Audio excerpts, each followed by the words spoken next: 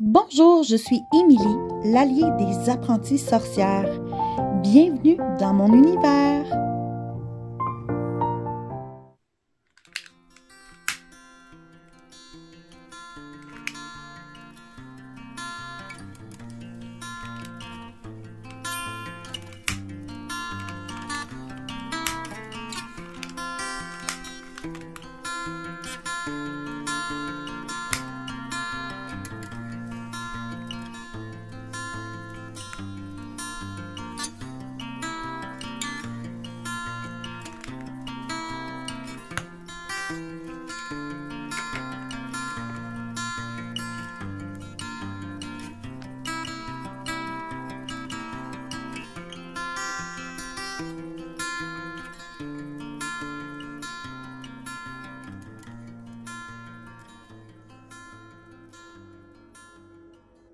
Le 25 janvier dernier, c'était la première pleine lune de l'année, la pleine lune en Lion. J'ai décidé d'utiliser mon oracle Spirit de la Lune, l'oracle que j'utilise le plus souvent pour mes rituels lunaires, pour me faire un superbe tirage ritualisé avec mes objets sacrés autour de moi. Peut-être que tu ne savais pas que chaque pleine lune de l'année porte un nom différent et je dois dire que chaque mois, ça se peut que tu trouves 2 ou 3 noms différents pour chacune des pleines lunes, mais en janvier, c'est assez un grand consensus que le nom de cette pleine lune-là, c'est la lune du loup. Et bien sûr, dans mon guide, en ce moment, je suis en train de regarder l'étalement de la pleine lune du loup. Donc, c'est mon objectif cette année d'utiliser les étalements proposés pour chaque pleine lune dans mon oracle parce que je ne l'ai jamais vraiment fait. Donc, ça va me faire découvrir de nouveaux étalements à utiliser, des nouvelles réflexions. Faire un tirage d'oracle pour mes rituels, c'est quelque chose que je fais depuis des années. C'est la chose que j'aime le plus faire. Parfois, j'ajoute une petite méditation, mais j'avoue que cette fois-ci, je n'ai pas vraiment médité. Je suis en ce moment en train de chercher les petites cartes qui ne font pas partie de l'oracle en tant que tel. Ce sont des cartes souvent avec les informations de la compagnie qui a fait l'oracle.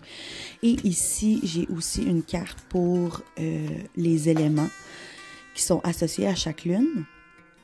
Mais ce que je cherchais, c'est ma petite prière à la lune avant de commencer. Silver moon of the starry night, bless my reading with your light.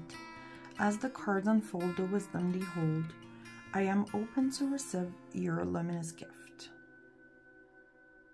Je dois t'avouer que je n'ai pas toujours fait la petite prière à la lune avant mes tirages. Au début, je trouvais ça un petit peu bizarre de parler tout haut, mais aujourd'hui, je m'assume. Puis, ça me fait du bien de faire ma prière. On dirait que ça parle à l'oracle et ça fait que l'oracle répond mieux à mes questionnements. Pour faire le tirage, comment je fonctionne, c'est que je pense dans ma tête ou tout haut vraiment la signification de la carte que je suis en train de piger. Donc, je ne vais pas simplement penser dans ma tête tirage pour la pleine lune, tirage pour la pleine lune. Je vais vraiment penser ce que la carte spécifique que je vais piger à la position numéro 1 veut dire. Et je vais faire ça pour chaque carte. Ça va me donner des réponses beaucoup plus précises. Puis, ben, c'est un petit peu ça qu'on veut quand on fait un tirage. On veut des réflexions qui nous apportent une guidance, qui nous apportent du réconfort, qui nous apportent ailleurs dans notre façon de penser. Donc, voilà.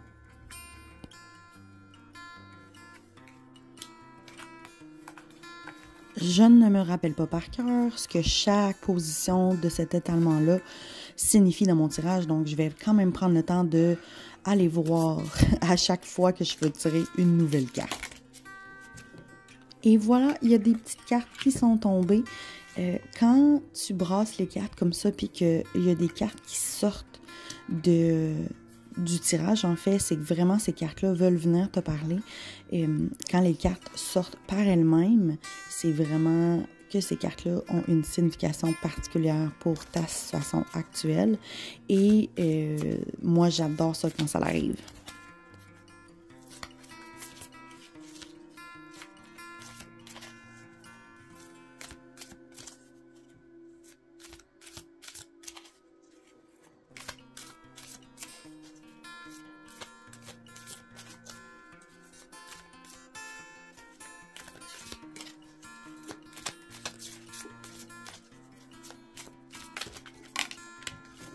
s'il y a 2 cartes qui sortent en même temps comme dans ce tirage-là, moi j'ai décidé de les garder ensemble puis de vérifier la signification de chacune des cartes pour chaque position. Tu peux choisir la carte qui est sur le dessus, tu peux choisir dans le fond seulement une des 2 cartes qui est sortie du jeu. Ce que je trouve formidable dans la spiritualité, dans la sorcellerie, c'est qu'il n'y a pas nécessairement une façon spécifique de faire. Tu y vas selon ce que ton intuition te dit, tu y vas selon ce qui parle à tes goûts, à comment tu aimes pratiquer certaines choses. Puis, ben moi, cette fois-là, j'avais l'impression que les 2 cartes avaient quelque chose à me dire, donc j'ai gardé les cartes, mais j'aurais pu en choisir juste une, puis ça, c'est vraiment juste toi qui peux le savoir lorsque tu fais ton tirage. Il n'y a pas une bonne ou une mauvaise façon de le faire.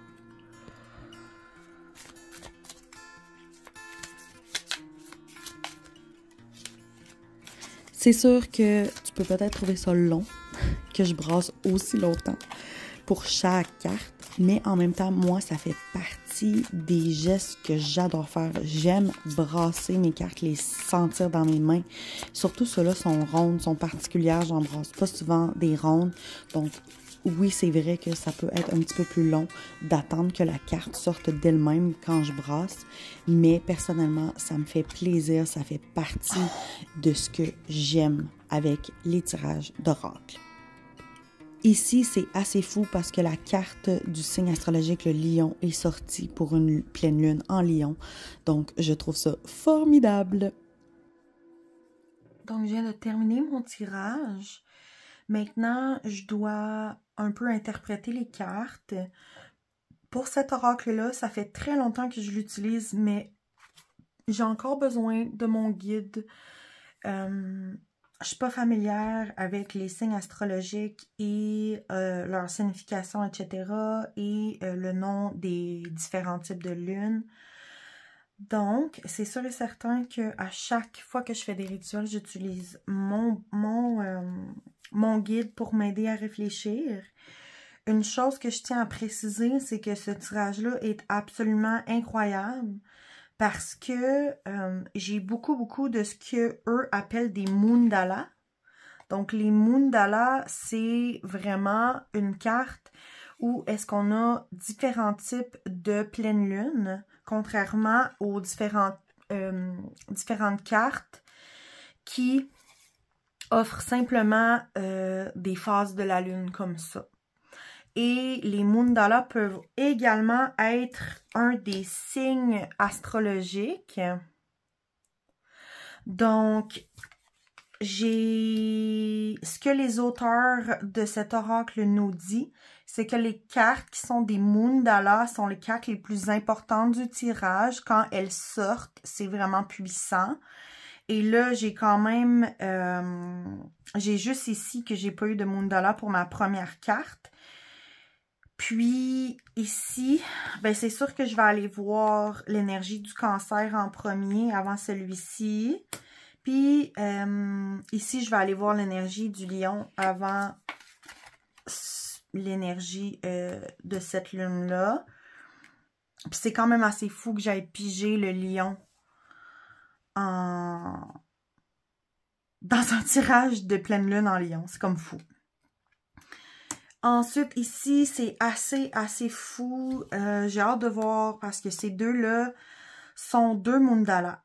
Donc, j'ai hâte de voir. C'est comme assez fou, l'éclipse solaire puis les Gémeaux. Donc, si vous voulez que je récapitule, je me suis mis un petit signet ici parce que c'est la pleine lune de janvier peut aussi être appelée la lune du loup. Donc, c'est la première année. En fait, ça fait juste quelques-uns des tirages que je fais en termes de pleine lune, que je fais vraiment le tirage proposé par le guide. C'est une des façons intéressantes d'utiliser l'oracle.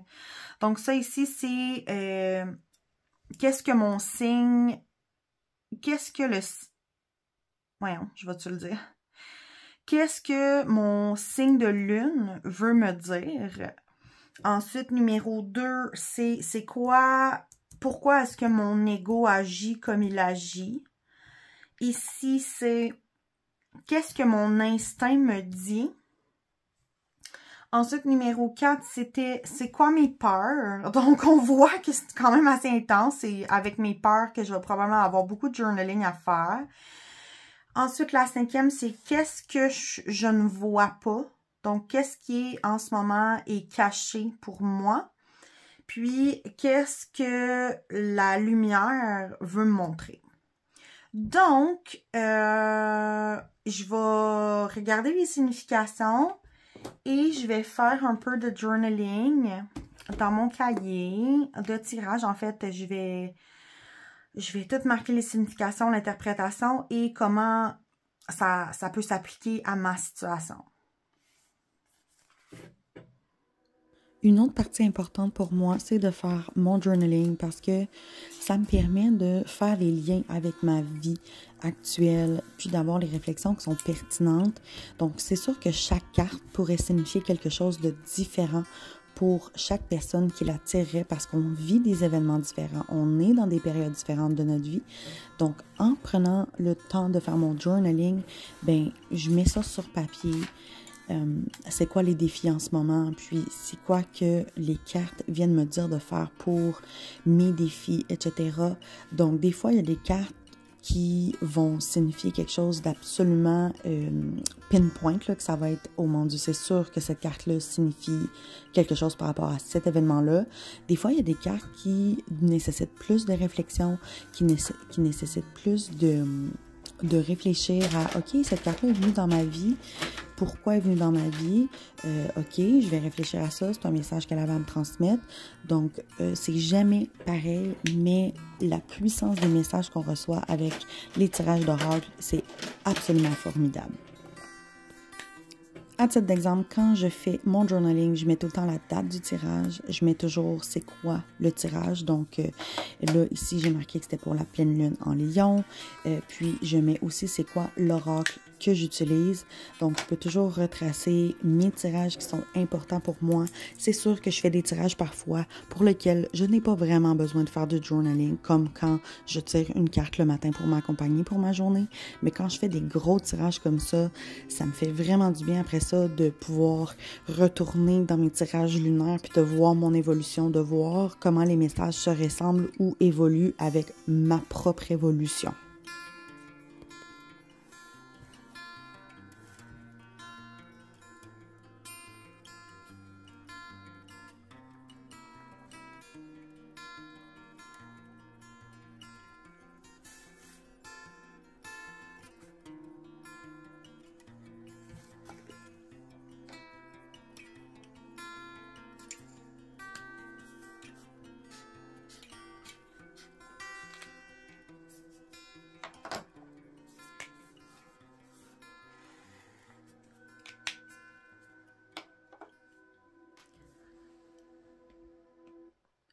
Donc, j'ai rempli toutes ces pages avec les beaux messages des cartes. Donc, ce que je retiens de... Oh, j'ai oublié de mettre mon signet qui est après. Ici, pour le prochain tirage. Donc, le message était absolument extraordinaire. Donc, en gros, le message ici, c'était de suivre mes passions. Le feu est derrière moi. Ensuite, qu'est-ce que mon ego... j'ai juste un blanc. Ah, c'est quoi les motifs de mon ego? Puis ça, cette carte-là, ça m'a vraiment Ben, ça m'a surpris. Ça m'a pas surpris, mais c'est que le Libra, c'est le peacemaker. Alors, il recherche l'harmonie et la balance et l'équilibre, pardon, dans sa vie, mais en même temps, il peut pas s'empêcher de parler sa vérité. Et cette semaine, j'ai publié d'ailleurs justement des vidéos sur ma page Instagram avec des opinions plus tranchées. Et j'ai eu l'impression que cette carte-là venait me dire que ben mon ego, il recherche l'harmonie et l'équilibre et la paix, mais en même temps, des fois, faut sortir un peu du mainstream puis de vraiment s'affirmer. C'est ce que j'ai fait cette semaine, donc ça venait un peu valider cette chose-là. Et ensuite, qu'est-ce qui était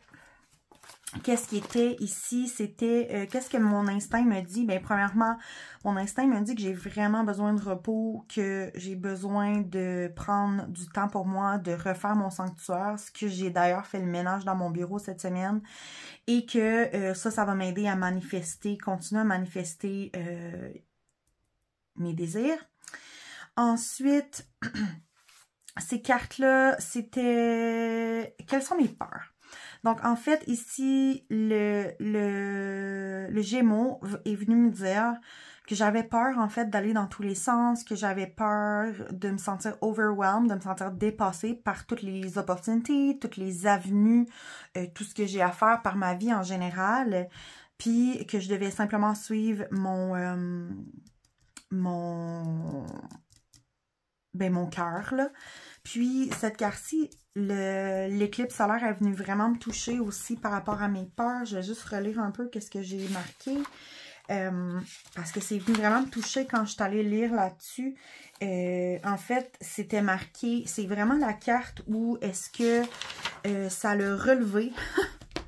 Ça l'a vraiment relevé que j'avais encore des peurs de peut-être assumer encore plus ma spiritualité, mon côté sorcière, puis que j'avais comme des pas encore à faire pour aller vers mes rêves, puis que fallait que je passe au travers en fait de ces peurs-là pour continuer d'aller de l'avant, puis que si je passe au travers, je vais être transformée. Ensuite, qu'est-ce qui était caché, c'est de l'autre côté, ce que j'ai interprété, c'est que de l'autre côté de tout ce processus-là, de mes peurs, si je réussis à les dompter puis à les affronter, ben il y a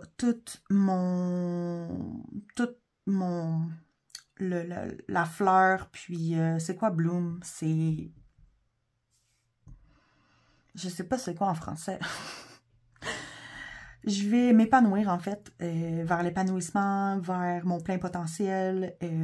Puis c'est ce qui est caché devant moi maintenant parce que j'ai encore quelques trucs à travailler, mais tu sais, ça s'en vient bien. C'est que si je peux passer à travers ces peurs-là, puis que je prends mon repos, puis que je continue à faire mes petites choses, ben ça va s'en venir à moi. Puis, qu'est-ce que... le dernier message, c'était... qu'est-ce que la lumière me montre? En fait, c'est une continuité de cette carte-là. C'est que je peux être le héros de mon propre processus. J'ai juste à suivre ma passion, puis à démontrer du courage, à passer au travers le feu, en fait, à passer au travers comme les obstacles qui peuvent parfois m'arrêter, et que ce soit un dialogue intérieur ou quelque chose de plus concret comme le manque de temps à accorder à un projet, mais que si je fais preuve de courage, bien, la transformation va être absolument formidable, puis que je vais pouvoir récolter, en fait, les fruits de mes actions que je vais avoir mis en place. Donc, c'est vraiment une interprétation grosso modo de ce que ce tirage-là est venu me dire aujourd'hui. Puis j'espère que ça vous a plu. Merci pour ton visionnement. Abonne-toi à la chaîne, aime cette vidéo-là et partage avec d'autres sorcières autour de toi qui s'intéressent à la magie. À la semaine prochaine!